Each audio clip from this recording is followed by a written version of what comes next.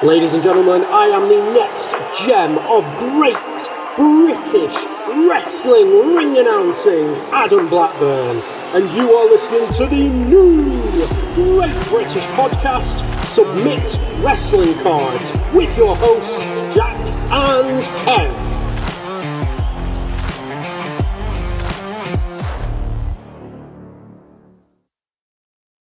And hello wrestling fans, welcome back to Submit Wrestling Cards, where we celebrate 30 years of SummerSlam 92. Here we have part 1, the Black Card Series from 1992 by Merlin. Welcome one, welcome all.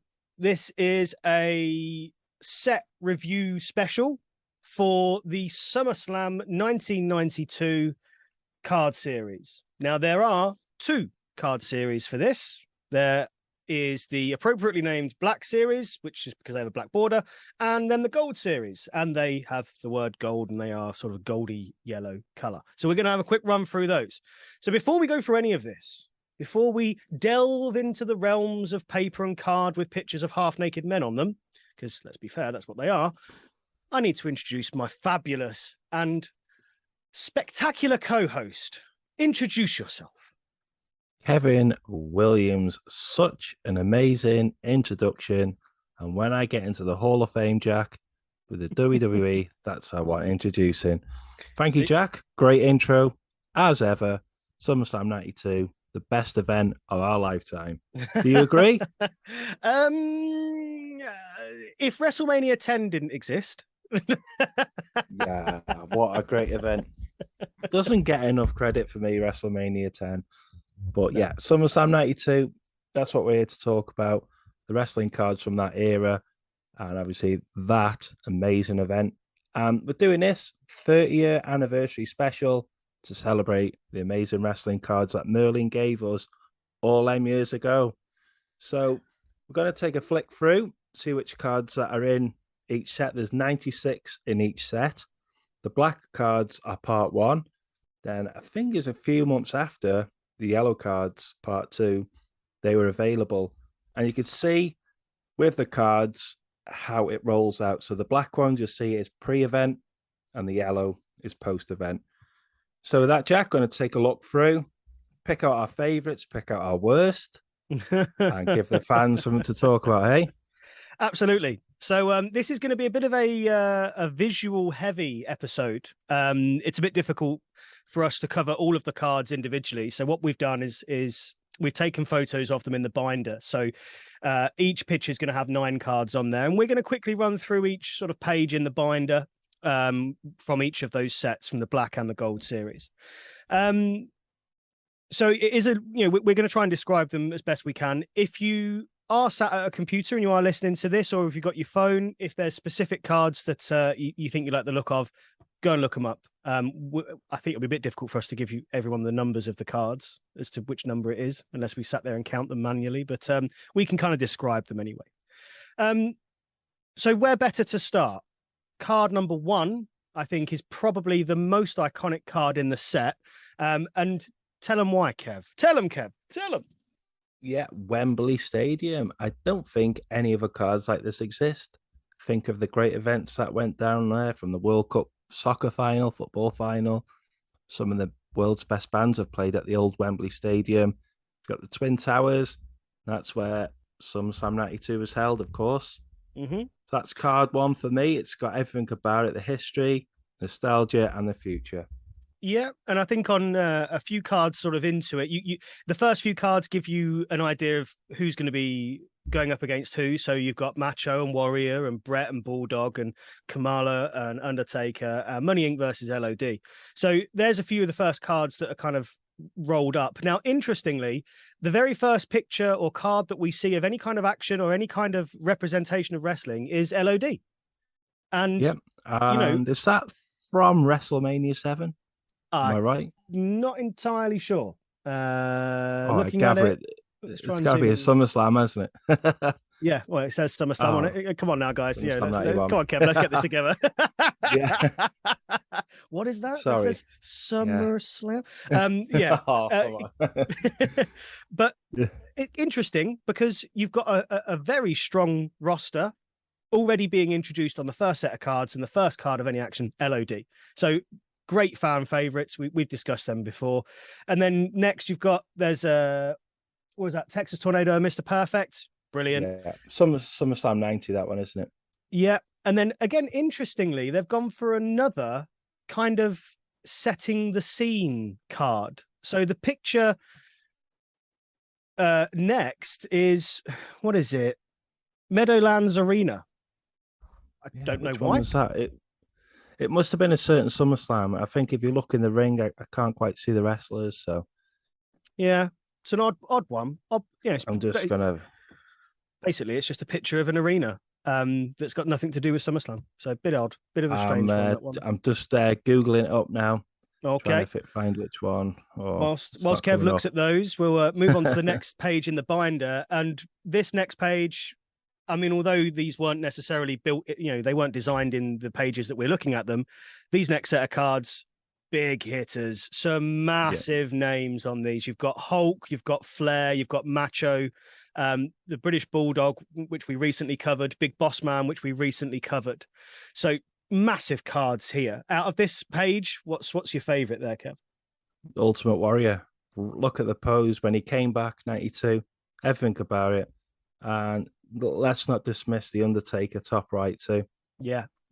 Great prime Undertaker. Yeah, that's a great picture of Undertaker. He's kneeling down on one knee. He's doing the sort of the call to the urn, which was a big part of the character at that point. So yeah, really good, really strong set of cards. And we're now up to card 18, and it's already now the quality is drastically improved. It's hotting up. I'd just like to say it was SummerSlam 89, the Meadowlands Arena. Ah, there we go. Look at that. The fountain of knowledge that Google is via Kev. It's amazing. Google asks me, I tell you. So next page on the Black Series here. So we're now going up to, what's that? Card number 27. So talk us through what cards you've got there then, Kev. Can you spot the rookie card there? The argument of rookie cards. Oh, yeah. So I know it's going to be between two people. Oof. And I'm going to say, based on the year, because these were released in 92, I'm going to say Tatanka. Yes, damn. I thought you were going to say Shawn Michaels. Obviously, well, it's the rookie for him being Heartbreak Kid, but it's not Shawn Michaels' rookie. Exactly that. So Tatanka, the card never gets spoken about for some reason, but back then, Tatanka, very good, and he is excellent with his fans. Not the type of guy that backs out, and he's always involved in Twitter and Facebooks and all that. And well, that's good. It's good to hear. So sometimes you hear sort of horror stories from some of the wrestlers, but no, it's always nice to hear the nice ones. So we've got a real good mixture now of action shots and promo shots. Sergeant Slaughter there giving the salute, great promo shot. And I think the rest there are all action shots of sort of in ring. Repo Man there, doing his bit. As I say, you go to the page before it's all main eventers. You come to this page, no disrespect, but at the time they were mid card wrestlers. Yeah, it's amazing how it works out like that. Yeah, absolutely.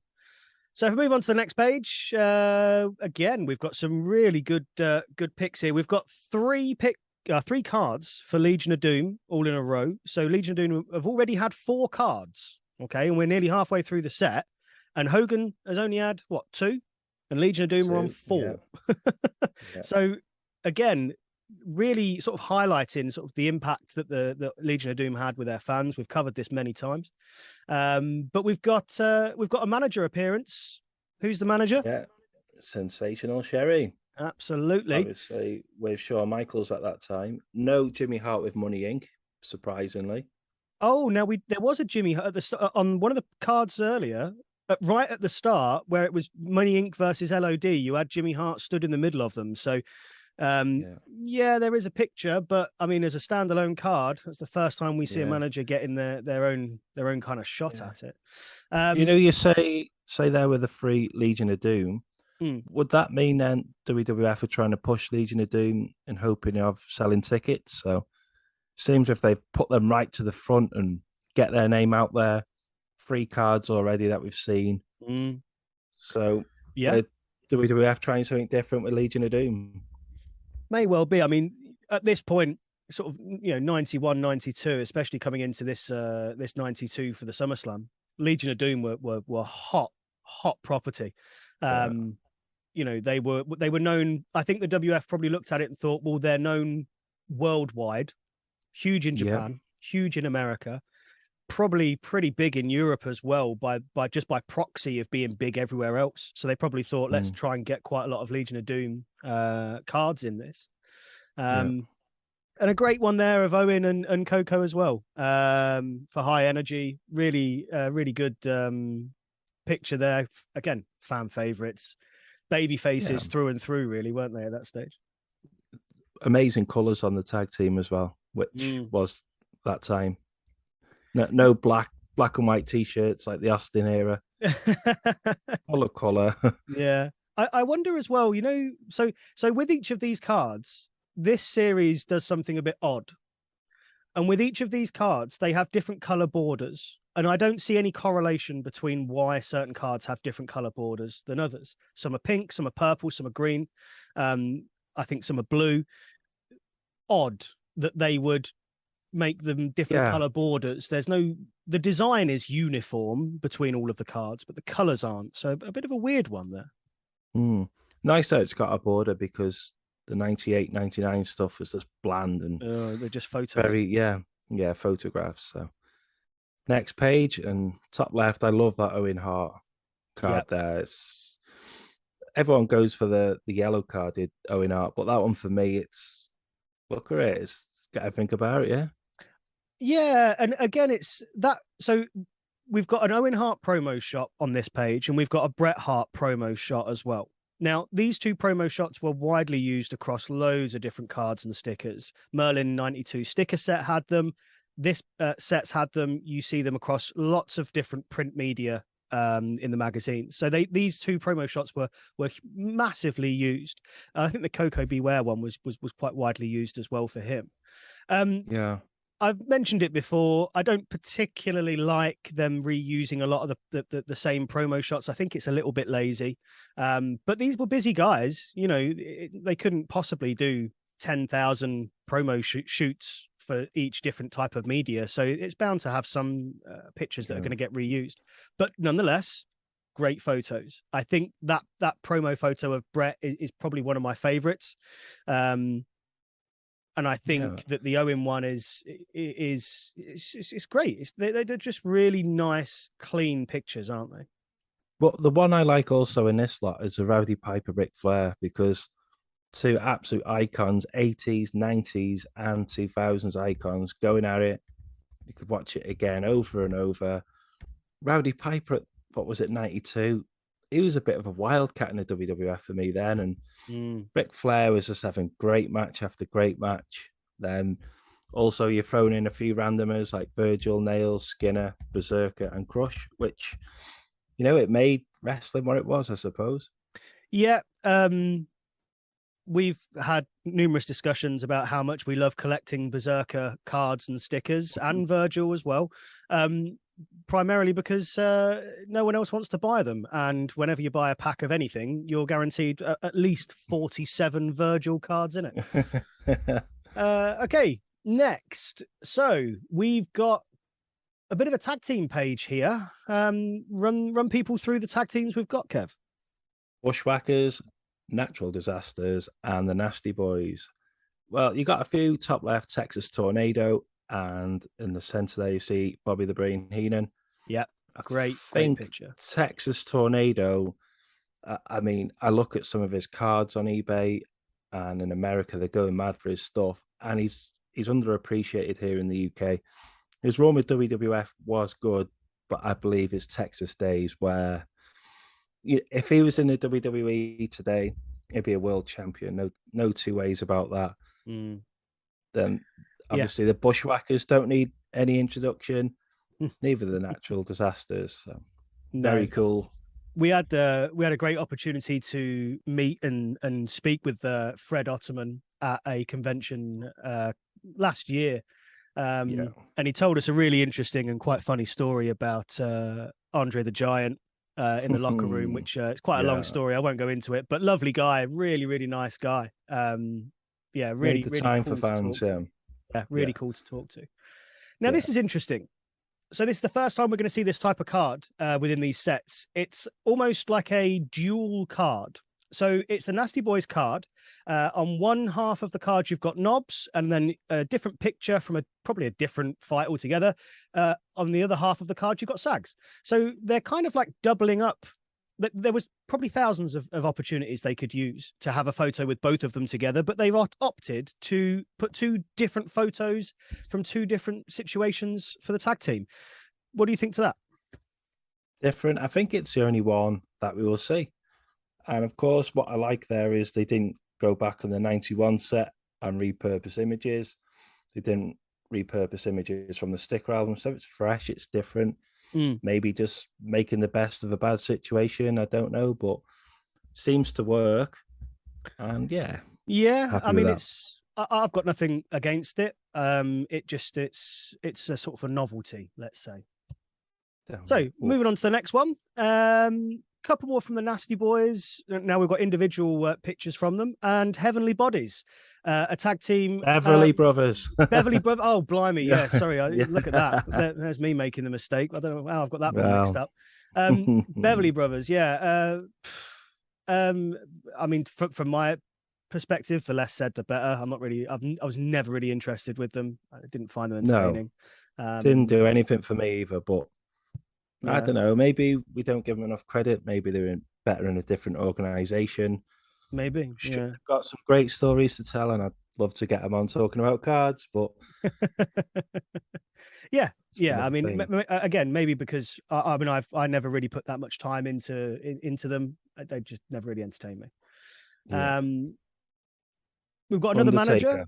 Yep, I'm leaving the Undertaker one. We'll come back to the Undertaker one. So we've got another manager. We've got Paul Bearer holding the urn. Great photo, great pose, great character.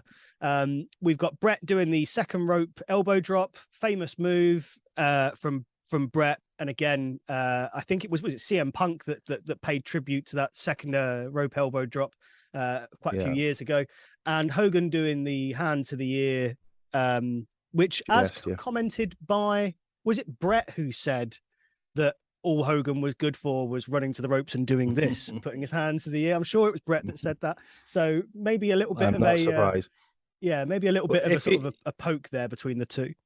If you go back a few months before, though, Hogan had his final match with WWF. He was gone from everything, and most fans thought we'd never see him again in WWF. So how he's crept into this card line, bit bizarre, isn't it? But well, I suppose he sells. Even in 92, he's going to sell. And, the figures were still out. The figures were still being rolled out, sort of 10 a penny. So he still sells. So, yes, I kind of jumped in and cut you off a little bit there because I think we're going to have a little bit of a chat about this Undertaker card.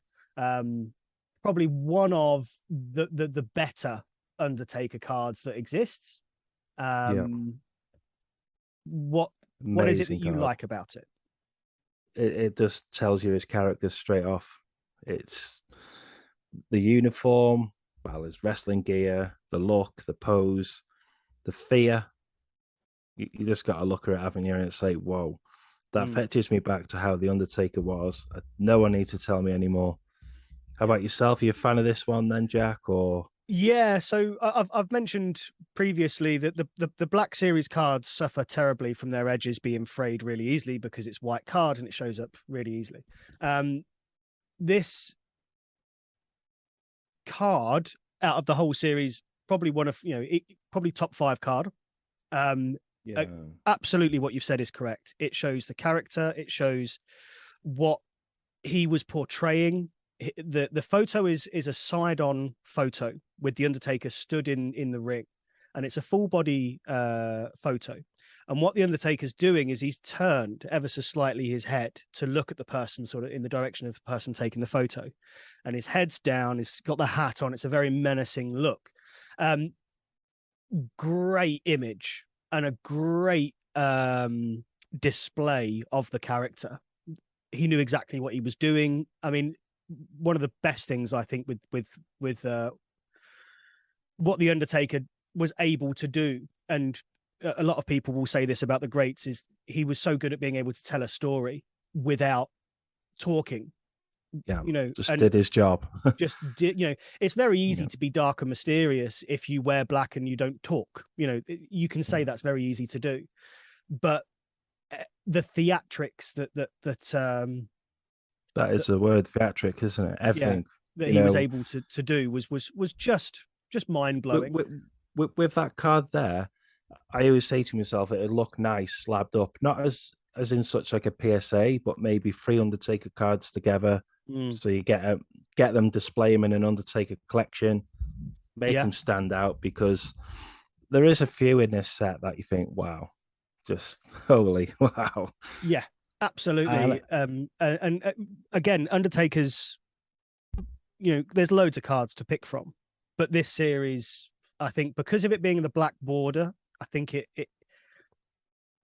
going back to that Owen card, for example, and the high energy cards and some of the fan favorites, and in fact on this page now we're looking at a Macho Man card.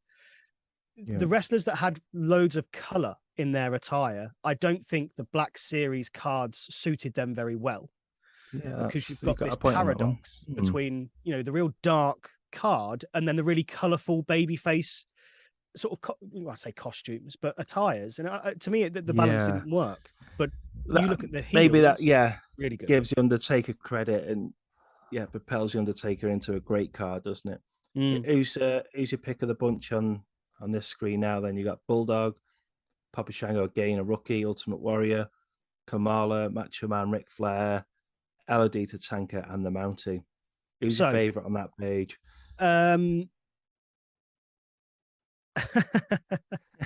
Right. I'm gonna do a countdown to the ones that I don't want. So Mountie can come out, Tatanka can come out, Kamala can come out, Bulldog, there's better cards, he can come out. So we're left with Flair, Macho, Warrior, Papa Shango, and Legion of Doom. Now, Flair, great picture, but I'm going to take him out because in the Merlin 92 sticker set, that photo is the bane of my life because it's a 4-piece photo and it irritates me. Get rid of that one. Ultimate Warrior, great pose, but again, it's a dark photo. It's a dark border. He's very colorful. I don't think it works. So I'm now left with Macho Man, Papa Shango, and LOD. Yeah. Macho Man, again, very colorful. Same reasons as the Ultimate Warrior. Discard. So I'm now left with just Papa Shango and LOD. So who am I going to pick? It's going to be LOD, isn't it? Well, they're stood behind that photo looks like they've kind of been ushered in off the street and told to stand next to some random wall and then just point at the screen. Right, I'm picking Papa Shango. There you go. Yes. Yeah, because I think with the right pen signed up, that would look epic. Yeah. That's how I see it. A good autograph on that would really blow it up. Yeah. And it's a cool card to get, definitely. Next page, who have we got?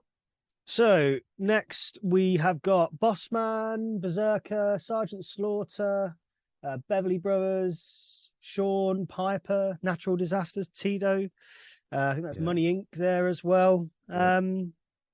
Sure, Michaels, my eyes go straight to that one. With, Sensational Sherry. Yeah, the rest seem a bit bland. Shawn Michaels and Sherry. Yeah, great one. I wouldn't say there's much to talk about on this particular one. The Shawn Michaels one is just a good card. That's the one.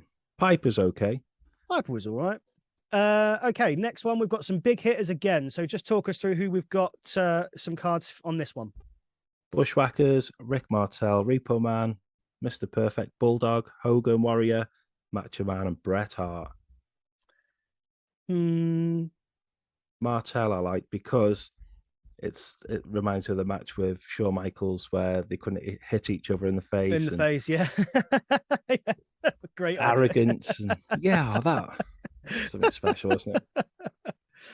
Mr. Perfect here, great card. This is obviously with him going through the phase of not really being able to wrestle much anymore, so they were trying to move him into more of a the executive consultant, the color commentator almost. So I'd probably pick Mr. Perfect there on that one, just in a suit, just looking crisp, I suppose.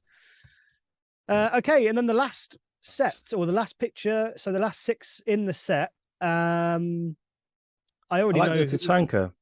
uh, It's the Tatanka because it's like he's just got the win, and it's like, yes, that Native American chant that he did. oh yes, yeah. Obviously, Undertaker's a good one.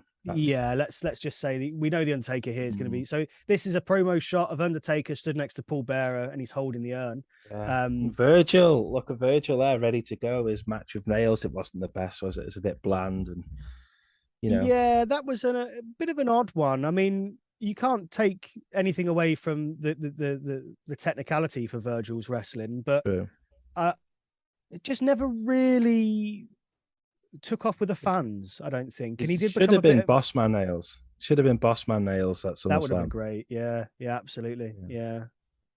And then you've got a nice promo shot there of Papa Shango as well. Really nice shot. And another one who could tell a story really well. And I think that's going to be a massive episode if we go through Godfather's career, because that is huge. Talk about how many characters was it? You had tag team with Taker in the early days, Papa Shango, Godfather, Kama. the Censor, Kama, the what was it? I don't know. Kama, I forget what they call him. so many good ones. The Good Father, Yeah. Oh yeah, the Good Father. Yes, I forgot about that one. Oh, thankfully. So like, we've looked through there, and you can see that it's all pre-SummerSlam, so there's no in-ring shots from the event. There's nothing about Wembley Stadium inside, and I'm saying this because when we go on to part 2, it's totally opposite. It's more about. So the second series is going to be post SummerSlam. So kind of like, and it's a bit of a. Have they done that before? Cards, really. A card series pre an event and then card series post an event. Because once the event's happened, what are those cards going to do? They're not going to promote the event. They're just going to promote the company, aren't they? Well, my thinking there is that Merlin, WWF have put these cards out. They've sold really well. So they said, hey, let's go for a part 2. Let's cash in whilst we can. Yeah, possible. So it is red hot over here. Were these sets available in America? I'm not too sure. From speaking to a few people, they are available in America now, as in you can just go on eBay and people will have them. Yeah. But whether or not at the time, I don't know. Interesting. Don't forget to check out part 2. It's coming shortly on the channel at Submit Wrestling Cards. And that about wraps it up for another edition of the Submit Wrestling Cards podcast with myself, Jack, and my good friend, Kev. Make sure you follow us on Facebook, Twitter, and on YouTube, and keep an eye out for the next upcoming episodes. And now a quick word from our sponsor, Wrestling Cards Worldwide.